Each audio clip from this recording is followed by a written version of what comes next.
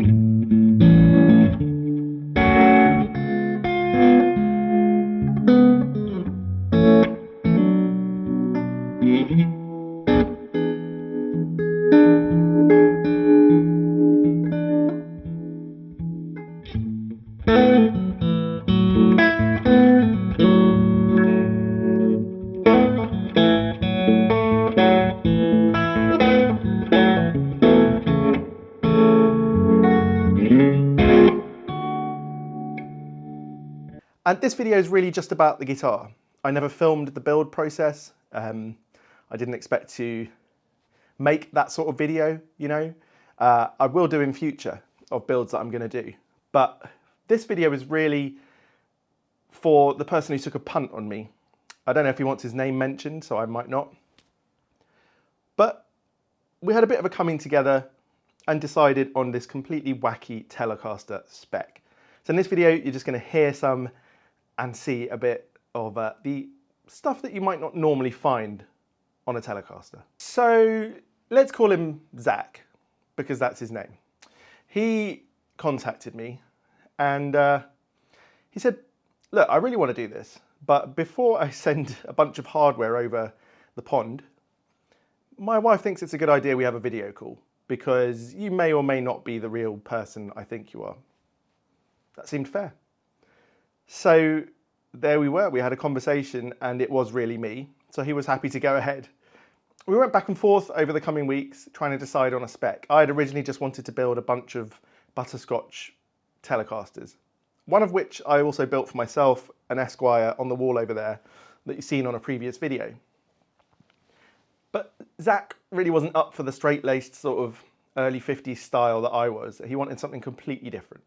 So I'm going to take you sort of head to toe, so to speak, on this guitar and tell you why it is the way it is. Okay, so the main specs are quite standard. We've got a maple neck with a rosewood fretboard and a swamp ash body.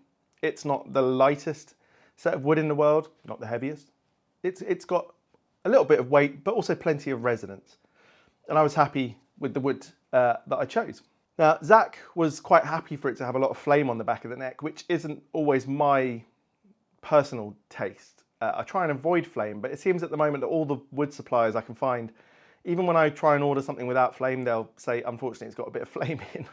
And then they'll add, but we're not charging you extra for it. Well, I'm trying not to get so much flame, but anyhow, this is very flamey. And I think it fits the overall slightly over the top feeling of the guitar.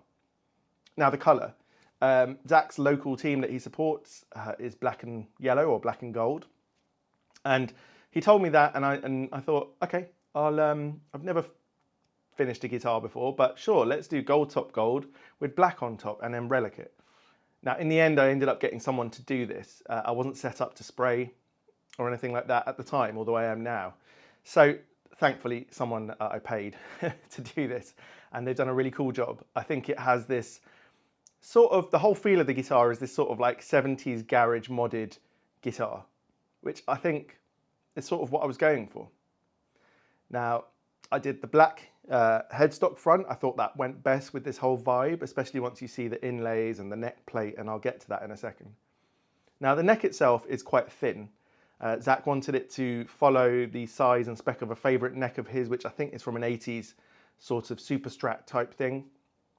Now, I can't remember the exact measurements off the top of my head, but it's a couple of mil thinner at the 1st and 12th fret than I would normally do. So it really does feel, you can feel that in your hand, but it's got a width to the back. It's not a V shape, it's very much a sort of shallow C. So it really, or even maybe like a D, it's got a squareness to it. And so overall it's quite comfortable, and he wanted a 12-inch radius, which, you know, going along with the neck shape and the 12-inch radius, the whole feeling is a lot more modern. And then with these massive jumbo frets, which I used from Jescar that Zach wanted.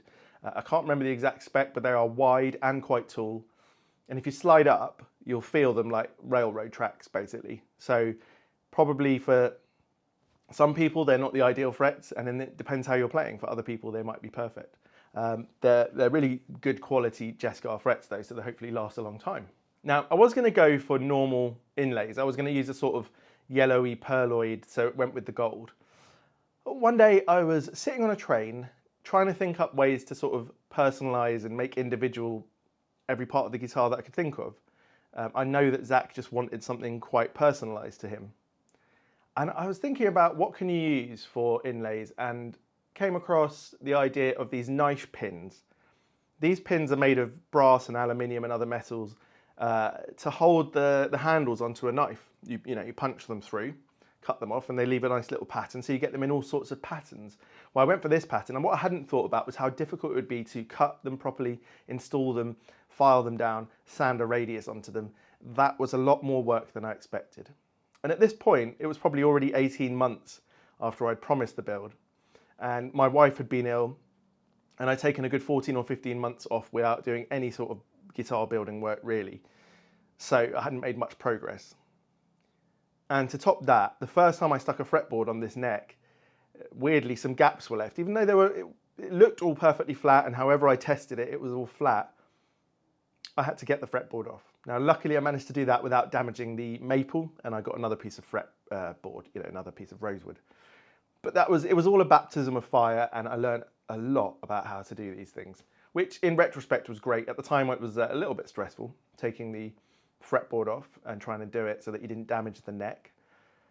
But yeah, so I put these metal inlays in, which myself and a guy called David at the Boatyard Workshop in London, who helped me learn quite a lot of these things. He runs courses on making guitars.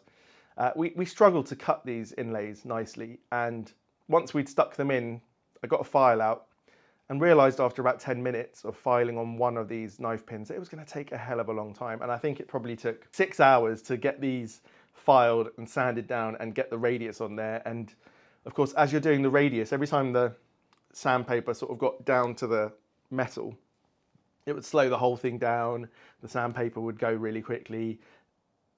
I was glad it was a 12-inch radius at that point.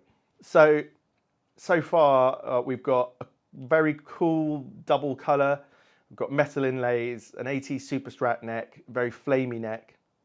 What else have we got going on? Well, once we get down to the body, let's start on the back, because it was one of the first things that Zach said to me was he got this neck plate made out of this sort of carbon steel, and it was quite expensive. This was about £180, I think. It's quite heavy. It's definitely adding to the weight of the whole thing. But it looks really cool. Again, it goes with this whole idea that this was a modded guitar. Someone's put this completely different neck plate on. And there was a bit of a worry that it wouldn't go with the gold thing, but I think it's just so contrasting that it just doesn't matter. And then onto the front. One of the most visible parts of this guitar, or one of the most obvious things, is that it doesn't have Telecaster pickups. So we started with Fralin's mini something or others, mini singles, I think they're called. And Zach wanted a 6-way switch with 3 pickups, and so it can do neck, bridge, neck and bridge, and then you flick the selector switch up, and then you can do neck and middle, middle and middle and bridge. And I'll just let you hear that in a second so you can hear all the positions. Okay, just to make this clearer, if you've never heard or seen of a switch like this, which I hadn't before Zach asked me to put it in, this is made by a company called Freeway, and they make a bunch of different switches for various types of, whether it's a tele type or a Les Paul selector type, that add more options. So if we go into the down position, so you can flick this that way and that way.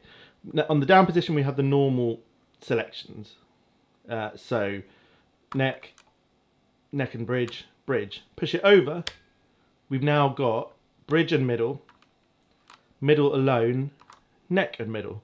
So it's really quite ingenious and just fits in the normal place.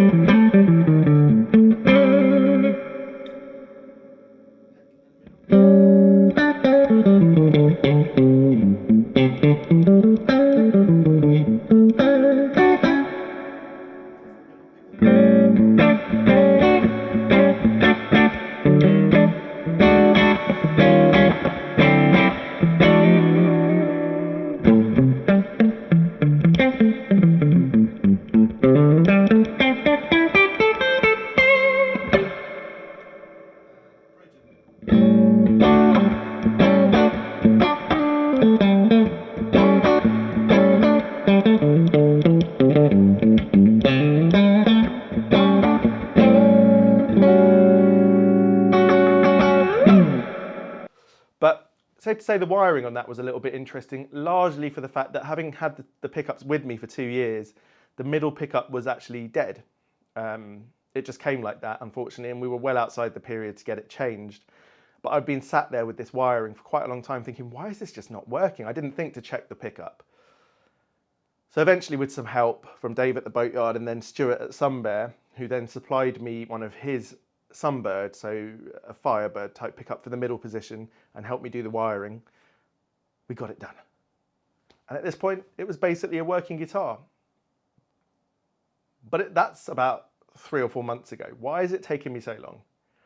Well, each step of this guitar, I wanted to make sure that Zach was going to receive something I was really proud of. And sometimes it just takes time to get to these various sort of milestones. You know, I hadn't really finished a guitar to the point where I'd made a nut and set it up and done all that final bit. So I had to learn how to make a nut, which took a few moments of trial and error, a few bits of bone chucked in the bin.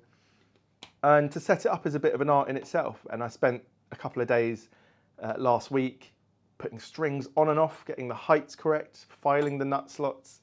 And then it turned out that we needed a shim in the neck pocket because the bridge plate, this sort of unusual bridge plate, was a lot thicker than normal. And so I needed to put a shim in there. So I painted the shim in gold as well so that it sort of matches the guitar. And so there were all these little things to learn and hiccups and headaches along the way.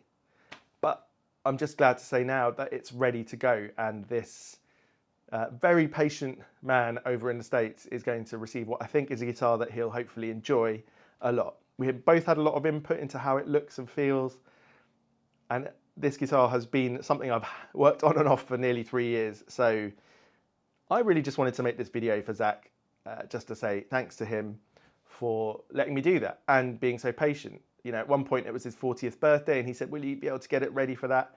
Well, I think I'm nearly a year late on that. So yeah, sorry, Zach, but I really hope you cherish this guitar. And if you don't, no hard feelings if you take all your hardware off to use again. I don't think you will,